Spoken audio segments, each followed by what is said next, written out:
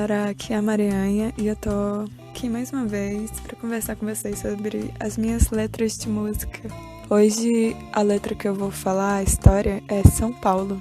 E antes de começar, eu só queria muito agradecer todo mundo que me deu retorno, né? Todas as pessoas que vieram conversar comigo sobre os últimos podcasts. E eu vou citar nomes. Muito obrigada ao André Brandão, mandou um áudio pra mim falando sobre paranoias, né? Eu achei muito legal. O Lucas Ricardo também, que compartilha comigo dessas vibes, timidez e entre outras coisas. Vou dar salve, Fábio! Muito obrigada, Fábio, que mandou mensagem também. E a Ana, que compartilhou. E a Fran, que sempre apoia tudo que eu faço. Todos os meus amigos que me dão esse retorno, que a gente começa o diálogo, né? Queria muito agradecer, porque eu gostei do retorno. Isso me dá um pouco mais de motivação para continuar fazendo. E é isso aí, hoje eu vou conversar com vocês sobre São Paulo. E esse é o primeiro áudio que vai ser editado pelo Hélio. O Hélio Santana tá aí editando o áudio para mim. O Hélio é um cara muito massa do banjo, ele toca na roda de samba. Então, vamos começar a falar de São Paulo.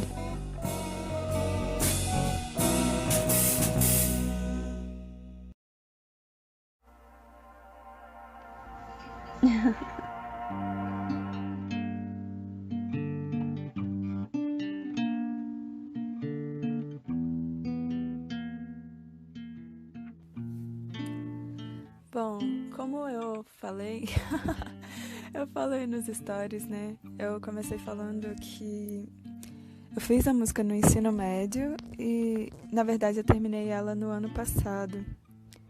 Mais ou menos terminei, né? A história é o seguinte, eu tava começando a estudar música, né?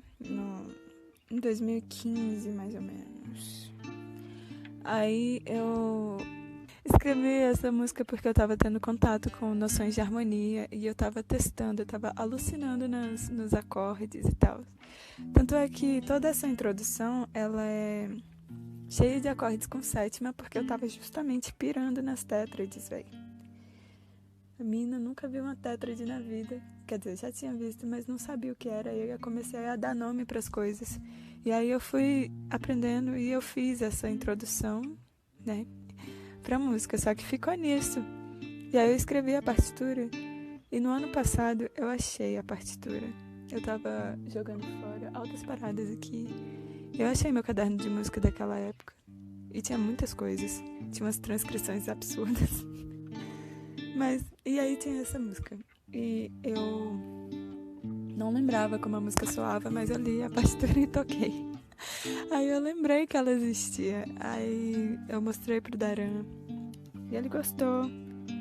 E aí eu fiquei exercitando minha cabeça um pouco em cima disso. Ficou cozinhando na minha mente, sabe? E eu criei a parte A, que é quando a letra entra. E aí ela começa no mesmo acorde que a introdução começa, mas ela vai pra outro lugar. E ela tem uma outra... Eu não sei dizer o que é a outra coisa. É outro estado, outro zeitgeist. Outro estado de espírito. É como se... Eu não sei se dá pra perceber isso, né? Eu sei que não tem muitas boas gravações dessa música disponível. A estrutura dela, pra mim, é o seguinte: a introdução ela é um pouco separada do resto da música, justamente porque ela foi feita separada. E ela é esse momento adolescente, infantil mesmo, adolescente não. Esse momento de inocência com as estruturas musicais. E aí eu uso várias tétrades seguidas. Eu, ridículo, fazendo altas paradas assim, achando que tava sendo genial. Mas, é isso. A segunda parte é uma parte mais polida. A segunda parte que eu quero dizer é quando a letra entra, né? A parte A. Essa música tem introdução, parte A, parte B, que seria mais conhecido como refrão, né? A parte B. E aí vem uma seção C, que é meio que um pouquinho mais psicodélica, que é quando a gente começa a fazer umas viagens.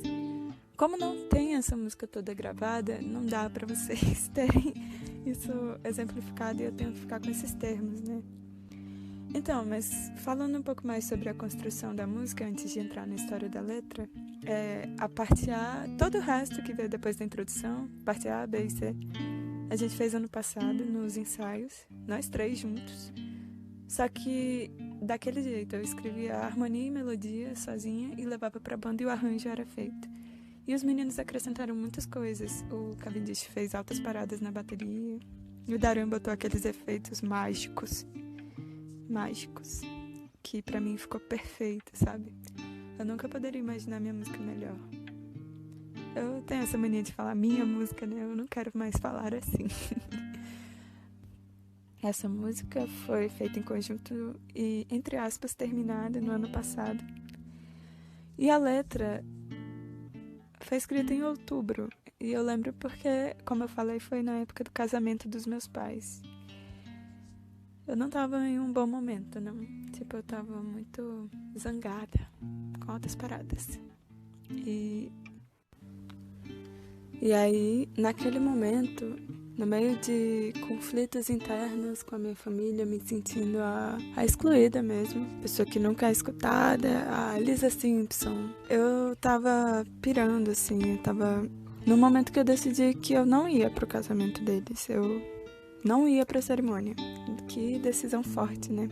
Só que, no final das contas, eu acabei indo e a relação desse evento com a letra é um pouco mais sobre como eu tava me sentindo mal no geral, né? Naquele mês. E esse evento teve tudo a ver porque essa letra fala sobre a falta de controle que a gente tem sobre as situações e como a gente não é dono de nada, né? Eu me esforço o tempo inteiro pra ser alguma coisa. Seja lá o que ser significa. Eu não sei, eu sei que eu faço muitas coisas pra tentar viver. E aí, mesmo assim, eu sinto que nada do que eu faço realmente significa o resultado que, no fundo, eu queria. Na real, que o controle é zero sobre como as coisas acontecem.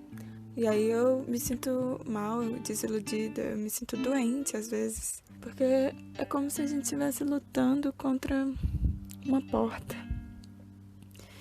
Ou, sei lá, toda a gama de coisas que acontece fora do seu controle realmente tem um peso muito forte. E aí eu fico perdida sobre a minha própria existência quando eu me deparo com essas situações em que o que eu faço significa tão pouco perto do que acontece pra mim.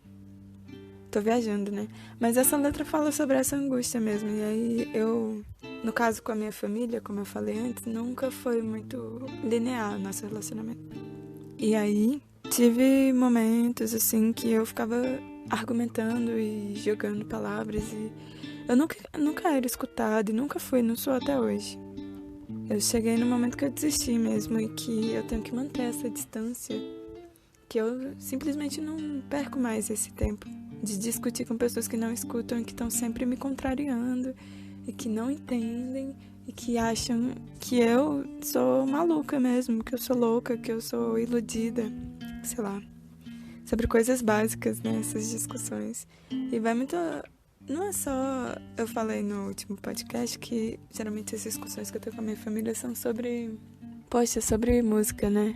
Sobre a minha carreira na música, mas não só sobre coisas religiosas, principalmente, relacionada a eu ter desistido de frequentar qualquer tipo de igreja, sobre eu ser mulher e coisas que eu faço não são bem vistas, tipo deixar os pelos corporais, que deveria ser uma coisa tão básica assim, tipo, eu escolho se eu quero ter pelo na perna ou não. Sabe, coisas óbvias, eu tenho que virar pra eles e defender as minhas escolhas sobre determinados posicionamentos. No fundo eu sou muito censurada, sabe? Mas hoje em dia eu desisti dos meus pais. E essa letra é justamente sobre a falta de controle. Sobre abrir mão de ter controle, mas não é sobre exatamente o processo de abrir mão. É sobre a tristeza mesmo, que é a angústia, a raiva de chorar mesmo. A raiva que você sente a vontade de chorar e gritar com todo mundo, porque você não consegue fazer nada sobre uma coisa que tá tão errada. E é isso. Eu também falo sobre saudade nessa música porque foi uma semana inteira, assim, em outubro, que tava mergulhada, assim, numa tristeza, nessa tristeza, assim, que eu tava com esses problemas mergulhando, borbulhando na minha cabeça. E aí eu tava dando aula nessa época, eu tava pegando os ônibus. E aí no ônibus eu abri o bloco de notas dessa música e eu tava muito sem inspiração mesmo. Porque era outro caso que eu falei antes também, em que você escreveu a música e a melodia e a letra veio depois. E aí eu tava sem inspiração pra escrever uma letra pra melodia que já existia. Só que aí eu fui no ônibus, que eu tava com o bloco de notas, no caminho da aula que eu ia dar, eu fui tentando combinar palavras com a melodia. E a primeira palavra que surgiu foi ando, né? Começa a música com ando, na, na, na, na, na. Ando. E aí eu fui misturando algumas palavras que não faziam sentido nenhum. Só pra ver a métrica mesmo, pra ver quais palavras combinavam em quais lugares, pra eu ir procurando outras palavras sinônimos, com a mesma quantidade de sílabas, sei lá. Fui deixando um rascunho, né? Só que aí teve uma das vezes dessas, quando eu tava voltando da aula, em uma dessas semanas, né? Na primeira das 2 semanas. Eu tava voltando e eu recebi a ligação de um amigo meu de São Paulo. A mãe dele tinha sido convidada pro casamento dos meus pais. E aí ele me ligou, porque a gente recuperou contato depois de muito tempo. Quando eu cheguei em Brasília, ele era meu vizinho, né? E aí eu tinha, 8 anos. E ele também, ele tem a minha idade. E aí a gente ficou amigo, criança, assim. E um pouco depois disso, 1 ano mais ou menos depois, ele se mudou para São Paulo. Quer dizer, a gente ficou vários anos sem contato nenhum. Eu tinha esquecido total que ele existia. A mãe dele foi convidada pro casamento. Aí ele também, consequentemente. Eles iam vir, mas não vieram. Alguma coisa deu errado, eu não sei. O lance é que a gente conversou, né, no ônibus, e eu desabafei real com ele. Tipo assim, ele ligou pra mim só pra falar, e aí, não sei o que, tipo, coisa assim, mó despretensiosa. E aí eu comecei a chorar na ligação, velho. Olha só que loucura. Porque eu tava mal mesmo, tinha coisas que eu começava a pensar e meu olho enchia d'água automaticamente, mas sempre...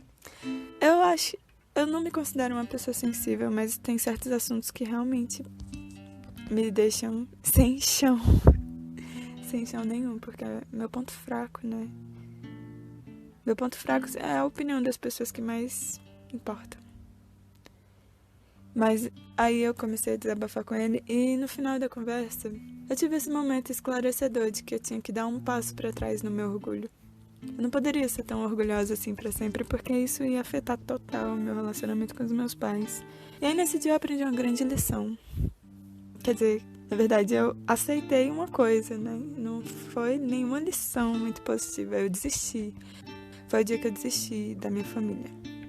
Que eu percebi que eles nunca vão mudar, que eles vão ser sempre ignorantes sobre determinados assuntos, que eu nunca vou conseguir mudar a opinião deles. Depois desse tempo todo eu percebi que algumas coisas eu consigo fazer, mas ainda tô nessa fase de ter desistido. Eles não valem a pena tanto assim. Eu acho que meus irmãos também são dessa onda conservadora da igreja, velho, que saco. Não dá pra conversar com ninguém sobre qualquer assunto. E eu não chamo a minha família pros shows, eu não falo o que eu faço da minha vida direito, né? Eu não compartilho nada com ninguém, porque eu não confio neles. E eu preciso dessa distância pra poder me manter bem. Porque qualquer coisa que eu comece a falar, eu sei que eu vou ser rechaçada, eu vou ser rejeitada, as pessoas vão olhar pra mim e fazer as caretas que eles sempre fazem. E aí é um inferno, velho.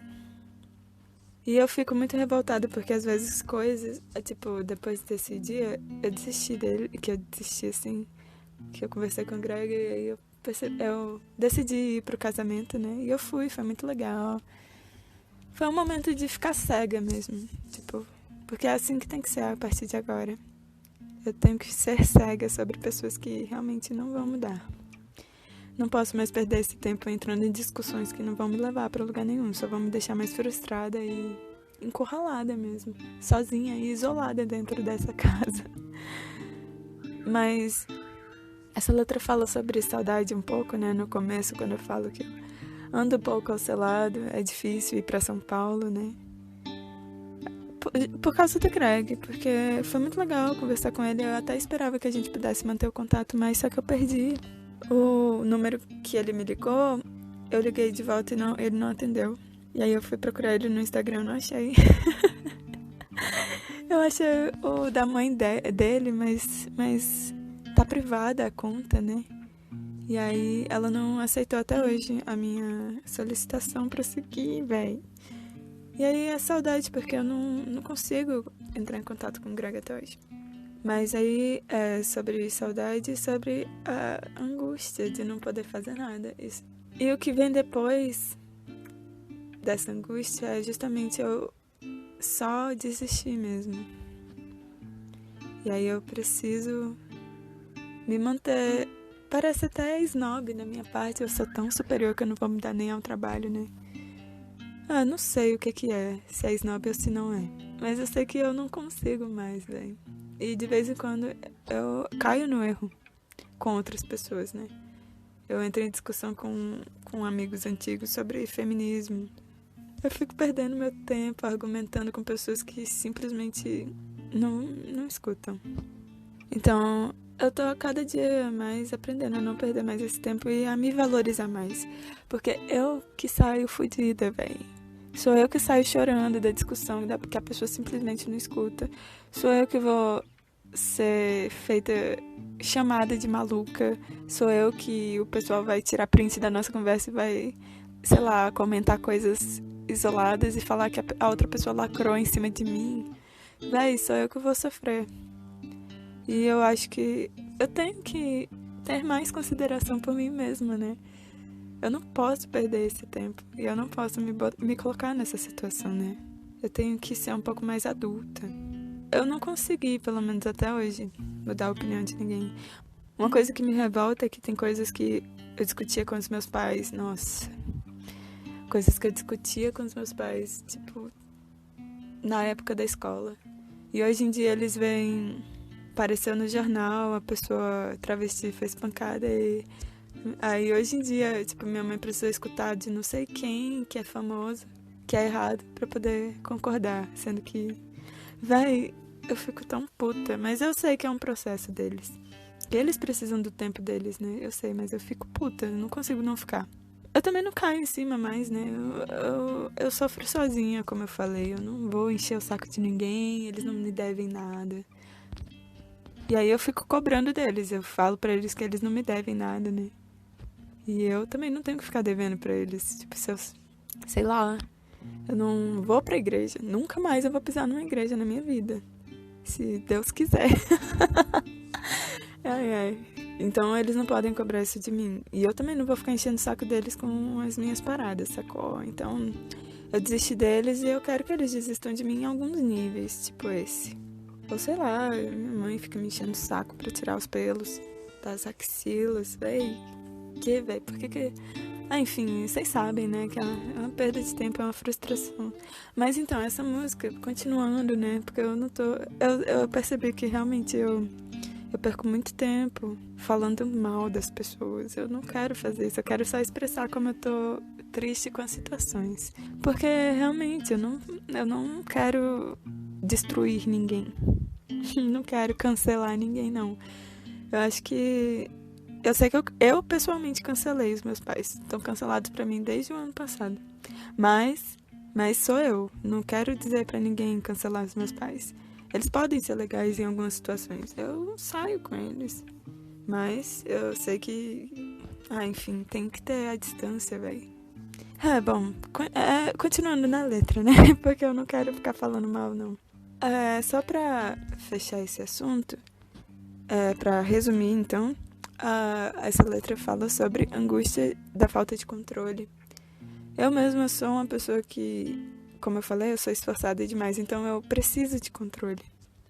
Preciso saber que as coisas estão fluindo do jeito que eu quero que elas fluam, mas quando elas não acontecem assim, eu morro. Eu só morro. Então, pra mim é uma angústia assim que eu não consigo dar nome. No domingo passado, na página dos Caracóis, a gente lançou essa música São Paulo num vídeo com várias cenas antigas, né? Desde o começo de 2017. E a história desse vídeo é a seguinte: eu tava apagando umas paradas do meu celular e aí eu achei essas imagens, achei esse áudio. E na hora que eu ouvi esse áudio, eu fiquei muito sensível e emotiva, porque bateu muita saudade. É um áudio, né? De uma das primeiras vezes que a gente tocou a música junto, em banda mesmo.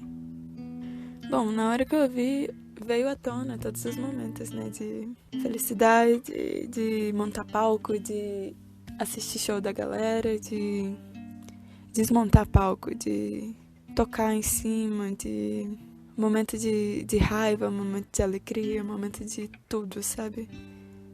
E esse áudio de São Paulo que eu achei trouxe tudo, assim, os sentimentos, me levou de volta para aquele momento. E eu fiquei muito triste e com saudade. E aí eu escutei esse áudio pensando na saudade, que é justamente um dos pontos da música. E aí a letra bateu muito forte. Falta de controle das coisas que estão acontecendo, que você não manda, né?